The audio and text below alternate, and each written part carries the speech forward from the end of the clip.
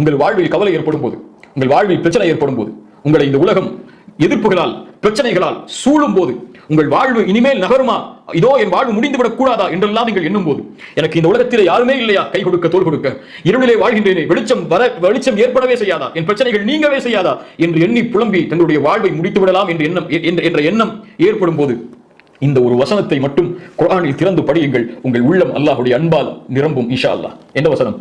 சூரத்து ஜுமர் 53வது வசனம். சூரத்து ஜுமர் 53வது வசனம். நம் மரண நேரத்திலும் இந்த வசனம் நம் கண்ணுக்கு முன்னால் வர வேண்டும். மலக்குல் மௌத் எம்மை அழைக்க வரும்போது, அல்லாஹ்வை சந்திக்க செல்லக்கூடிய அந்த நேரத்தில் இந்த வசனம் என் கண்களுக்கு முன்னால் ஓட வேண்டும்.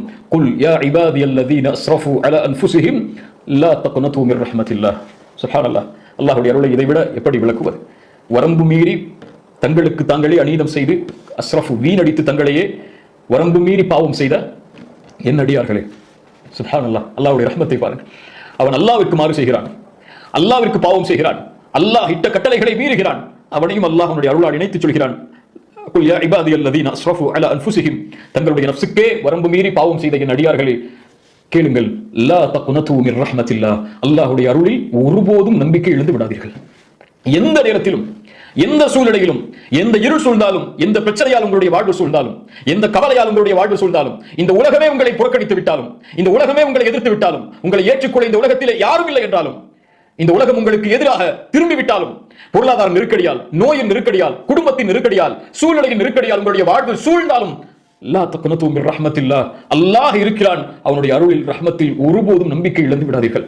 லா தக்னது மிர் ரஹ்மத்தில்லாஹ், இன்னல்லாஹ யக்ஃபிரு ذுனூப ஜமீஆ, உங்களுடைய எல்லா பாவங்களையும் அல்லாஹ் மன்னித்து விடுவார்.